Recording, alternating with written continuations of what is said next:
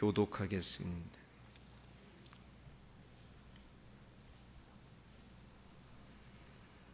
(2장 7절입니다) 사랑하는 자들아, 내가 새 계명을 너희에게 쓰는 것이 아니라 너희가 처음부터 가진 옛 계명이니 이 옛 계명은 너희가 들은 바 말씀이거니와.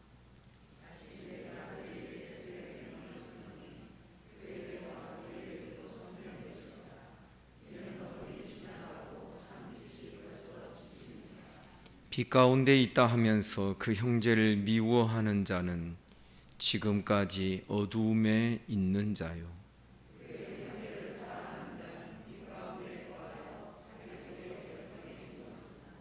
다 같이 그의 형제를 미워하는 자는 어둠에 있고 또 어둠을 행하며 갈 곳을 알지 못하나니 이는 그 어둠이 그의 눈을 멀게 하였음이니라. 아멘.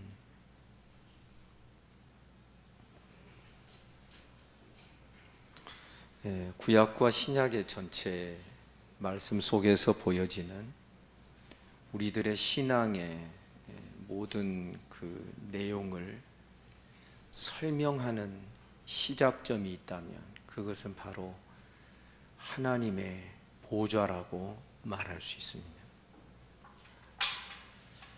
이 하나님의 보좌는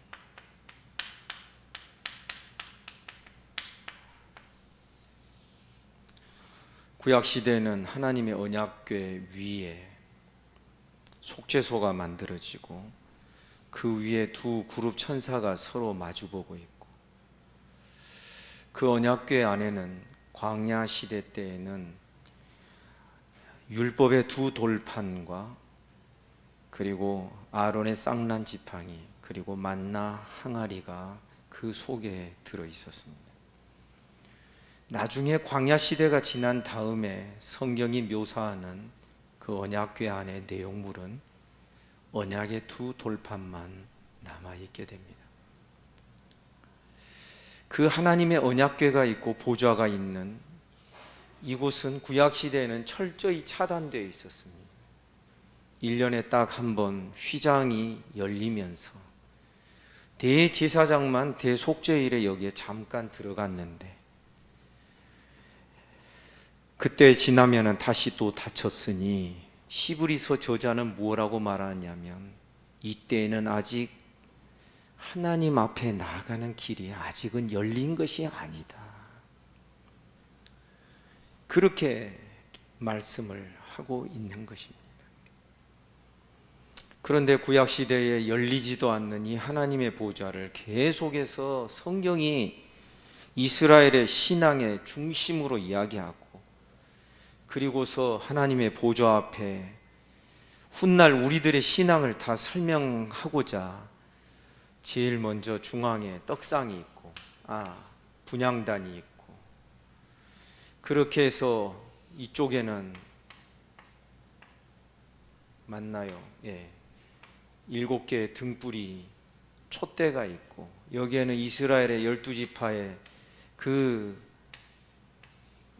숫자를 상징하는 떡이, 무교병의 떡이 6개씩 두 줄로 두 군데 이렇게 놓여져 있는, 우리가 잘 아는 것처럼 이 7촛대 7등대는 한 가지, 한 줄기에서 가지가 나와서 원 줄기에 가지가 6개 붙어 있는, 그래서 모두 7개가 있는데 이 모든 것이 다 상징적이고 주님의 교회를 뜻하는 것이었다라고 우리가 말할 수 있고요. 그리고 이 분향단은 성도의 기도, 이곳에서 매번 매일마다 이제 향이 태워지는, 그리고 그 태워지는 향은 일반 다른 사가에서나 다른 곳에서 얻을 수 있는 것이 아니라 특별한 제조법을 가지고서 제사장들만 만들어낼 수 있는, 레위인들만 만들어낼 수 있는 그런 혼합과 배합으로 이 향을 특별히 만들어서 태웠던 것입니다. 만일 이스라엘 가운데 호기심으로 여기서만 쓰는 향 제조법을 자기 집에다가 그것을 적용해서 자기 집에서 만들어서 사용하는 자는 이스라엘 가운데서 끊쳐지게 될 것이다 라고 하나님은 율법을 통하여 말씀을 하셨습니다. 그렇게 성소를 이루고, 그리고서 여기도 휘장이 있지요. 여기도 휘장이 있고, 근데 여기는 항상 들어갈 수 있는 곳이고, 이 앞에 물두멍이 크게 있고, 그 다음에 번제단이 네모 반듯하게 자리를 잡습니다. 그렇게 해서 이 죄 가운데 있고 하나님 앞에, 하나님의 거룩하심 앞에 접근할 수 없는 죄인이 하나님 앞으로 나아갈 수 있는 길과 그 가능성들을 구약시대에 계속 보여줬던 것이 바로 이 성소의 제도입니다. 하나님은 시내산에서 하나님께서 이스라엘에게 두 가지를 수여하십니다. 첫째가 율법이요, 그것과 함께 성막제도를 주십니다. 어떤 성경학자는 그렇게 말합니다. 율법과 함께 성막을 주신 것을 보니 이것은 율법의 실패를 당연히 전제하고서 성막제도가 주어졌다. 왜냐하면 성막제도는 가만히 보면 죄를 속하는 기능을 합니다. 이게 제일 주된 기능입니다. 그래서 사실은 율법에 실패한 자가 성막으로 나아가서 어떤 방식으로 죄를 속하고 죄를 씻고 자기의 옛사람이 죽고 새 사람이 다시 산 제물로 다시 거듭나서 하나님의 보좌 앞에 나아가는 이 방식밖에는 죄인이 하나님 앞에 나아갈 수 있는 방법이 없다고 하는 사실을 구약시대 내내 그것을 강조 또 강조해서 이스라엘 백성들에게 계속하여 말씀하고자 하셨던 것입니다. 그래서 우리 깨달아야 됩니다.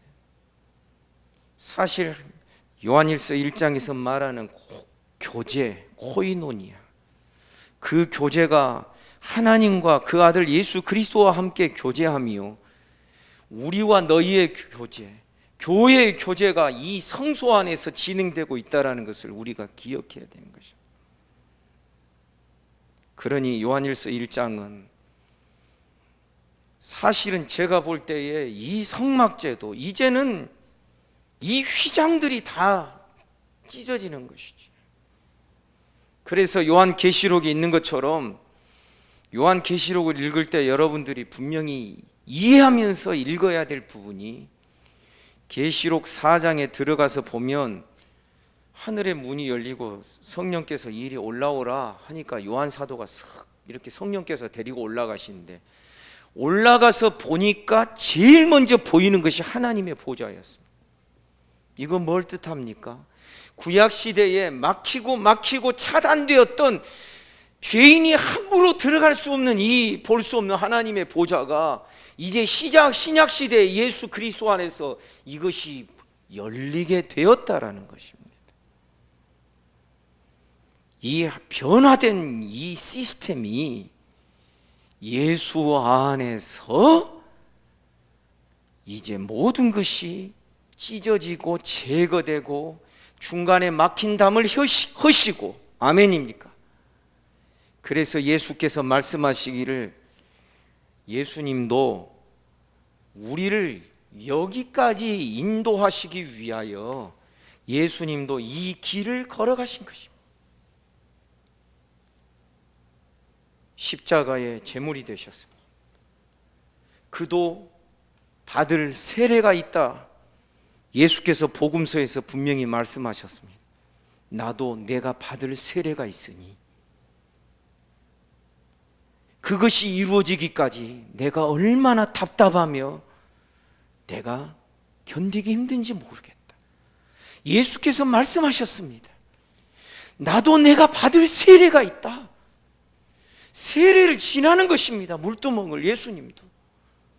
그래서 예수님이 십자가의 번제단을 지나 물두멍을 지나 우리는 요한복음 17장에서 예수께서 대제사장의 기도를 하시는데 17장 전체가 다 기도라는 것을 아버지께 올려드리는 마지막 이 지상에서의 거대한 기도라는 것을 우리가 생각을 해야 됩니다. 그래서 주님이 걸어가신 이 길과 이 순서를 믿음으로 우리가 걸어가는데, 믿음으로 우리가 여기서 아장아장 혼자 걸어가는 것이 아니라, 따라서 합시다. 예수님과 연합하여. 어떻게 연합합니까?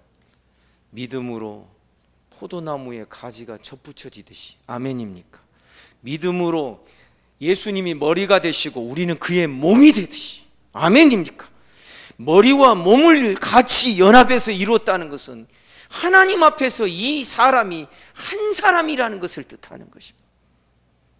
그래서 머리가 한 것을 몸이 한 것으로 간주해 주시고 여겨 주시고, 여러분 이 단어가 얼마나 중요한지 로마서를 통하여서 제가 말씀드렸어요.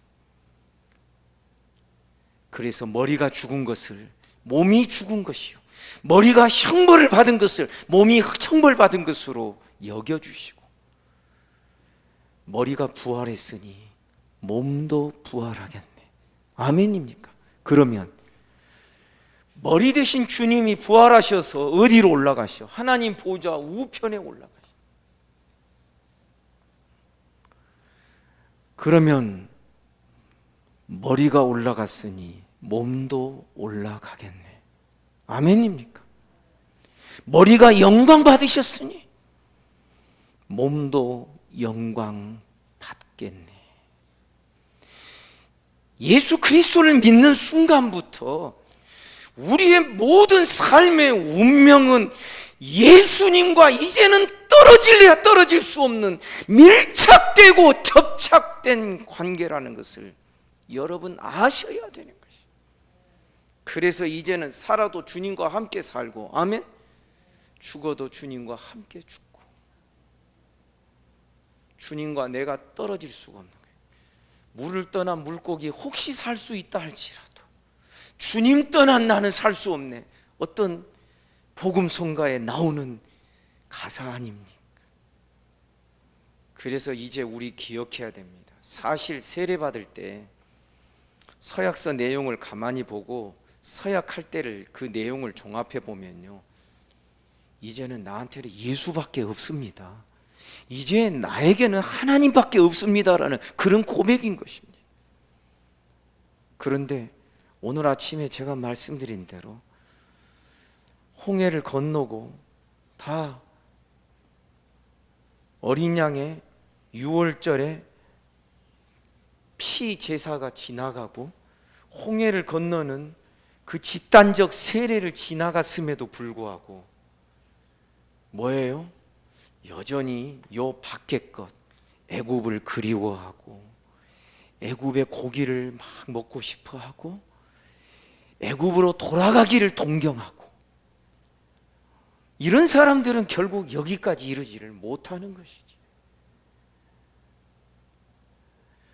요한일서에서 이제 우리 모든 성도들이 하나님과 그 아들 예수 그리스도와 더불어 성도들과 함께 교제하는 자가 되었다라. 이 교제의 원문의 뜻이 기원이 공유 혹은 통용, 공통이 됐다라는 것입니다. 여러분, 우리 기억해야 됩니다. 그래서 예수께서 이 모든 과정을 거치셔서 하나님의 보좌 우편에 앉으신 이유는 바로 우리로 하여금 하나님과 함께 사귐이 있도록 하기, 교제가 있도록 하기 위함인데, 문제는 뭐냐면 우리가 여기를 지났다고 해서 죄 문제가 완전히 해결된 것이 아니더라. 여전히 우리에게는 여전히 죄성이 있고 이 죄가 아직도 사라지지 않고 있더라. 문제가 뭐냐면 교제의 조건은 서로가 동질성을 가져야 되는데, 하나님은 빛이시니 우리도 빛이 되어야 되는데, 문제는 우리 가운데 어둠이 있고 여전히 죄가 내 삶에 영향을 주는 그런 모습을 우리는 이미 다 알고 있는 것이지. 하나님과 사귐이 있고 교제가 있는데 어둠이 있고 죄가 있는 이걸 어떻게 해결할 것인가? 여전히 우리에게 예수 그리스도의 속죄의 피가 필요하다는 것을 우리에게 가르쳐 줍니다. 예수님의 십자가 사건은 우리가 예수 믿는 그 첫 시작에만 필요한 것이 아니라, 예수 믿고 하나님의 자녀가 되는 그때만 죄 씻음 받으면 끝나는 것이 아니라, 따라 삽시다. 날마다 우리는 날마다 죄를 깨닫고 날마다 이 과정을 거칩니다. 그 흔적을 우리는 어디서 볼 수 있습니까? 바울 사도는 말합니다. 나는 날마다 죽노라. 그것은 내가 날마다 나를 부인하고 내가 날마다 복음 사역을 위해서 내 욕망을 꺾고 단순히 그런 의미가 아니라, 사도는 날마다 이 죽음과 부활을 경험하는 것입니다. 그리고 그것이 하루하루 계속될 때마다 죄의 분량은 점점 줄어들게 되고, 그리고 하나님 백성다운 이 생명의 분량은 더 많이 늘어나는 것이 바로 우리들의 신앙의 성장이요, 우리 신앙의 과정이라고 말할 수 있는 것입니다. 그래서 우리 깨달아야 됩니다. 성도가 되었다 해서 죄 없는 거 아닙니다. 여전히 죄가 우리를 사실은 틈타기도 하고, 우리가 거기에 속아서 죄에게 나를 건네줄 수가 있어요. 내줄 때가 있습니다. 그러나 문제는 우리가 여전히 우리의 중보자 되시는 예수 그리스도, 요한일서 2장에서는 이 화목제물 대신, 만일 우리가 죄를 범하면 우리에게 중보자가 있고 보혜사가 있고 화목제물 대신 예수 그리스도가 있다 라고 말씀하는 이유는, 여전히 우리에게는 예수님의 십자가가 우리에게 필요하고 유효하기 때문에 그런 것입니다. 자, 오늘 말씀에서 우리는 사랑에 대하여 말씀하고 있는 것을 보게 됩니다. 생명, 빛, 사랑. 어두운 가운데 빛 대신 예수 그리스도께서 아버지의 마음 속에 있는 사랑을 우리에게 성령으로 비춰주십니다. 이 사랑에 대하여서 우리는 사실상 굉장히 많은 큰 오해를 하고 있다는 것을 이 시간에 말씀드릴 수 있습니다. 무슨 뜻이냐면, 사랑을 우리는 안 믿는 사람들도 결혼식장에서 고린도전서 13장에 있는 사랑장의 몇 구절을 읽는 그러한 모습을 본 적이 있습니다. 남녀 간의 사랑, 부모와 자녀의 사랑, 부부의 사랑, 성도의 사랑. 그랬을 때에 우리는 뭐 아가페가 어떻고 필레오가 어떻고 플라토닉이 어떻고, 우리는 그런 식으로 이 사랑에 접근하면 안 됩니다. 이번 수요일 날 우리 강도사님이 사랑은 율법의 완성이니라 하는 그 말씀 가지고 강론하고자 지금 본문을 그렇게 잡은 것을 제가 주보를 작성하면서 보았습니다. 자, 사랑이 율법의 완성이라 했을 때 율법의 구성이 무엇일까?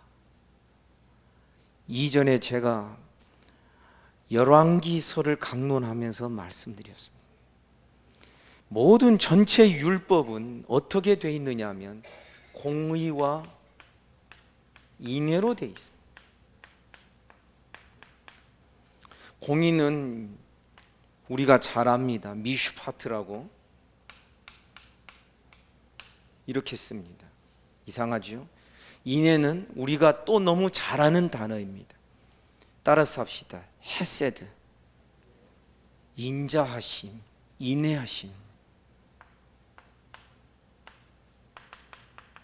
이렇게 씁니다. 율법이 요구하는 이 두 가지가 이것입니다. 공의롭고 인애로 하라. 제가 보기에는 이 공의와 인애가 합해져서 사랑을 이룹니다. 이 시간 여러분 분명히 말씀으로 깨달으시기를 주님의 이름으로 축복합니다. 사랑은 오래 참고 이러니까 사랑 좋은 거야. 사랑하는 것, 감정적인 것, 혹은 사랑 따뜻한 것, 우리 그렇게만 말하기 쉽습니다.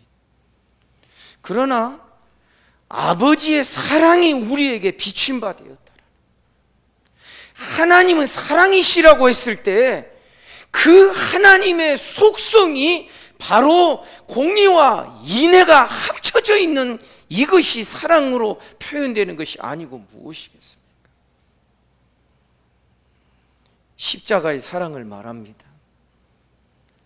여러분 십자가의 사랑 말하지만 우리가 십자가의 사랑을 가만히 들여다보면 하나님은 그 백성들, 그 자녀들에게, 자손들에게, 언약 자손들에게 하나님의 인애를 베푸십니다. 긍휼히 여겨주십니다. 은혜를 베풀어 주시죠. 그러나 반면에 십자가는 공의의 십자가입니다. 왜? 죄는 심판을 받아야 된다. 죄의 삭은 사망이다. 그것은 내 아들이 죄를 지었다 할지라도 마찬가지다.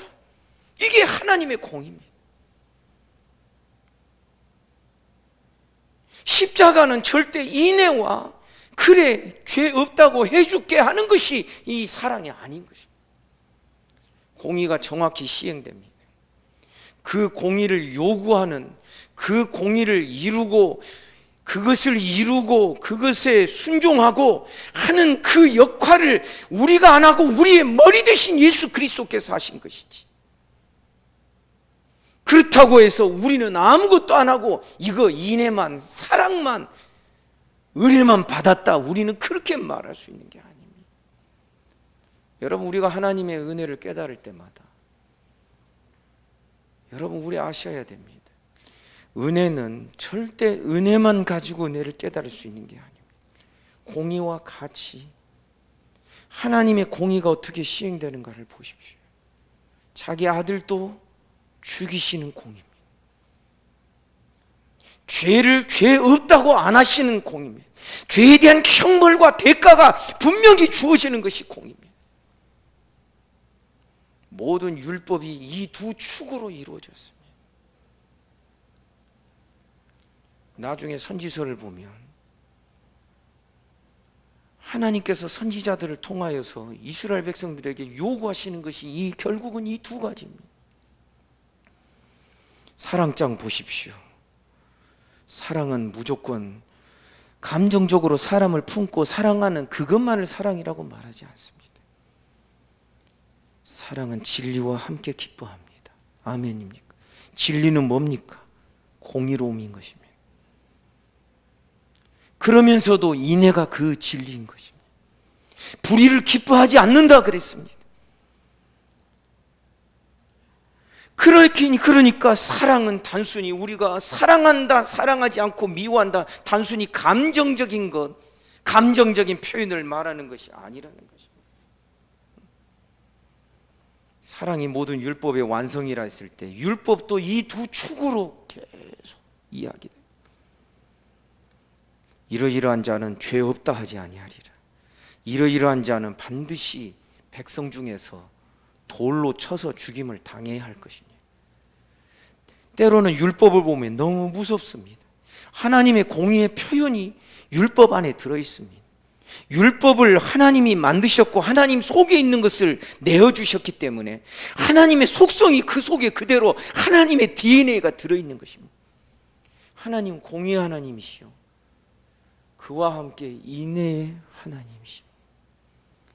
이 두 가지가 함께 어우러져 하나님이 사랑이시다라고 그렇게 말할 수 있는 것입니다. 그러므로 사랑하는 성도 여러분, 7절에 보니 사랑하는 자들아 내가 새 계명 너희에게 쓰는 것이 아니라 너희가 처음부터 가진 옛 계명이니 이 옛 계명은 너희가 들은 바 말씀이거니와 이 새 계명과 옛 계명은 분명히 구약을 통하여 말씀하신 이 사랑의 계명이 옛 계명이고 예수께서 복음서에서 말씀하신 새 계명을 다시금 너희에게 일러준다. 모든 율법과 선지자의 그 요약이 무엇인가? 하나님을 사랑하고 내 이웃을 내 몸과 같이 사랑하라는 그것인 줄 압니다. 율법사가 말했을 때 옳다고 우리 주님은 동의하시고 말씀하신 것입니다. 8절에 보니 다시 내가 너희에게 새 계명을 쓴다. 그에게와 너희에게도 참된 것이니라. 이는 어둠이 지나가고 참빛이 벌써 비춥니다. 참빛이 비추었다. 이 요한 사도만 사용하는 요한복음에서도 예수님을 가리켜서 참빛이라 그랬습니다. 그것은 무엇을 의미하냐면은 구약시대에도 계속 빛이 비춰진 거예요. 이것도 사실은 이 성막제도 성소제도는 하나님의 보좌로부터 빛이 비춰진 거예요. 계시의 빛이 비춰진 거예요. 그러나 이 구약시대에 제일 마지막 빛을 비춘 자가 누구냐면 세례 요한인 것이죠. 그래서 요한복음에 보면 그 빛이 참빛이 비치기 전에 빛이 왔는데 제일 마지막 빛이 바로 세례 요한이라는 것을 말하고 그리고서 예수님이 참빛이다. 구약시대 모든 빛이 그림자라면 이제 진짜 참빛인 예수께서 이 세상에 오셨다라고 말씀하는 것입니다. 그가 비춰주신 빛이 무엇입니까? 이것입니다. 이걸 열어 가신 것입니다.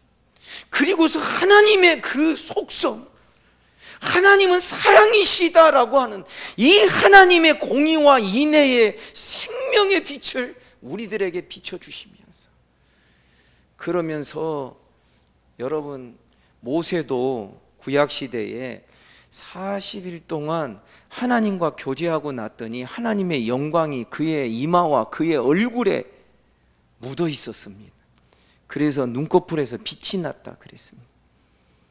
마찬가지로 성수를 경험한 자, 다시 이 밖으로 나왔을 때에 하나님의 이 속성이 묻어있는 삶이 되어야 되지 않느냐. 처음부터 완전할 수는 없으나 하나님의 거룩함이 묻어있고 하나님의 그 사랑이 그래도 반짝반짝 조금이라도 뿌려져 있는 이런 삶이 되어야 하지 않겠는가 하는 이것을 요한일서가 우리에게 가르쳐 주고자 하는 것입니다. 뿐만 아니라 잠언을 이해하는 전체적인 윤곽의 말씀이기도 합니다. 잠언은요, 우리가 하나님 앞에서 제사하고 막 이런 이야기 별로 안 합니다. 거의 없습니다. 그래서 어떤 옛날에 마틴 루터 같은 사람들은 이 잠언을 별로 좋아하지 않았습니다. 왜? 예수의 십자가가 이 속에 없거든. 잠언에. 내일 본문에도 보면 술 취하지 말라. 만약 술이 너를 막 집어삼킬 것인데 막 그런 이야기 나오거든요. 근데 가만히 보면 윤리 도덕적인 문제 같잖아요. 그런데 잠언을 이해하는 가장 핵심적인 이야기가 바로 이 구조에서 잠언을 보는 것입니다.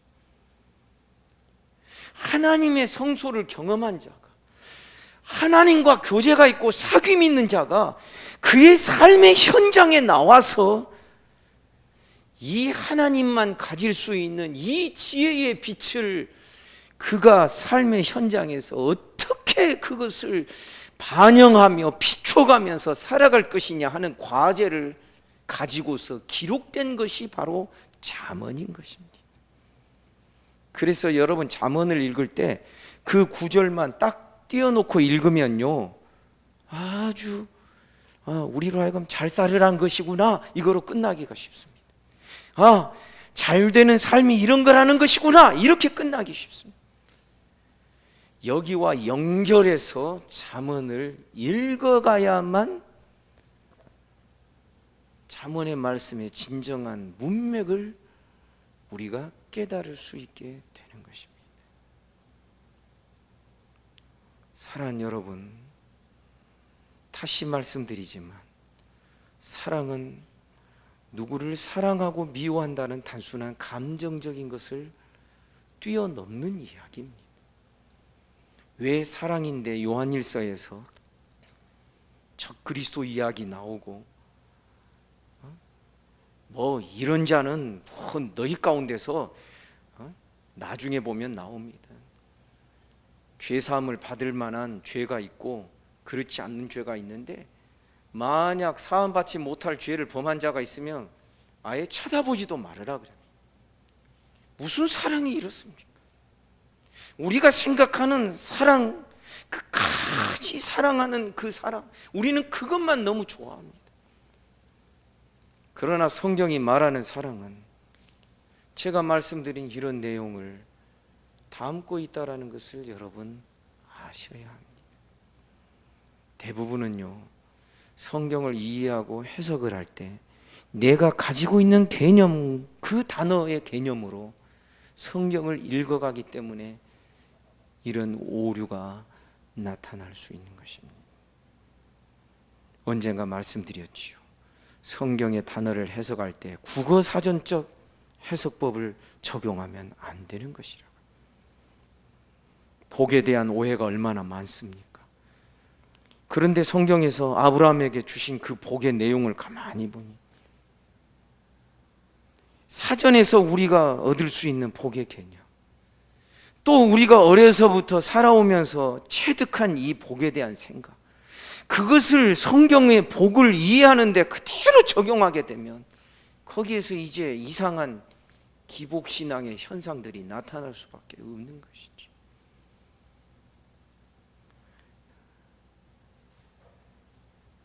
구절에 보면 빛 가운데 있다 하면서 그 형제 미워하는 자는 지금까지 어둠에 있는 자다. 10절 그 형제를 사랑하는 자는 빛 가운데 거하여 자기 속에 거리낌이 없으나 그의 형제를 미워하는 자는 어둠에 있고 또 어둠에 행하며 갈 곳을 알지 못하나니 이는 그 어둠이 그의 눈을 멀게 하였음이니라. 형제를 사랑하되 사랑해야 될 것은 사실이나 그 속을 들여다보면 하나님의 공의와 인애가 같이 적용되는 사랑이어야 한다는 것입니다.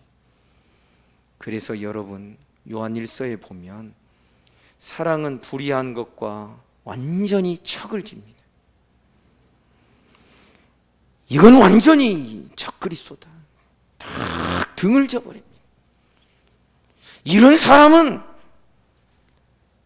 회개하라고, 회개하게 해달라고 기도도 하지 말아라, 이런 식으로 나와버리는 것입니다.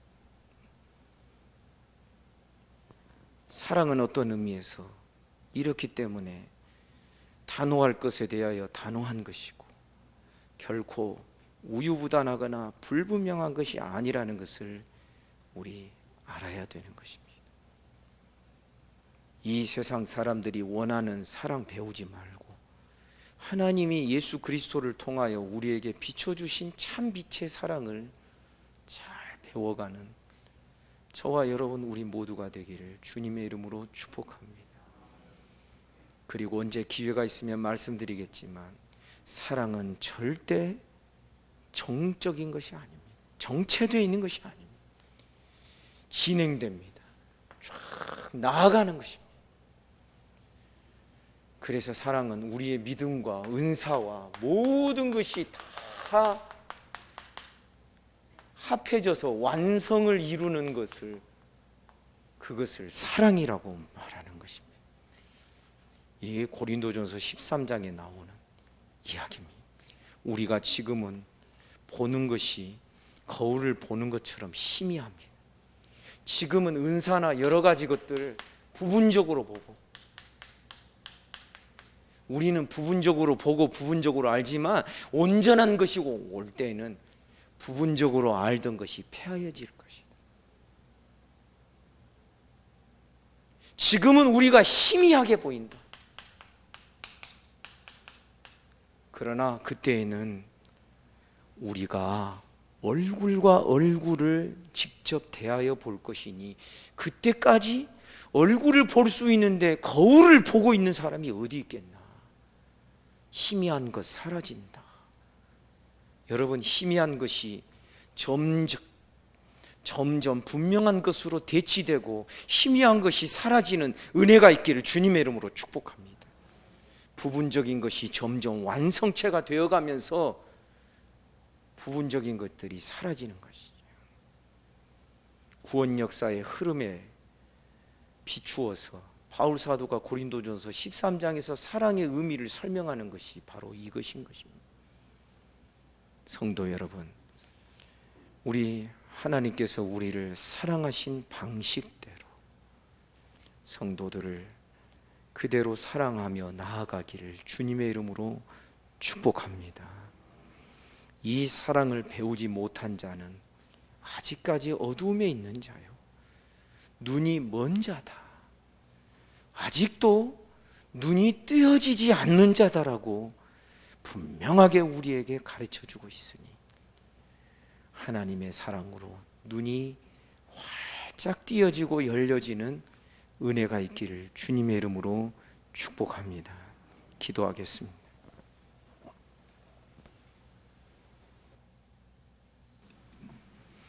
거룩하신 하나님 아버지, 오늘도 이 저녁에 우리에게 주의 말씀을 대면하게 하여 주시니 감사합니다.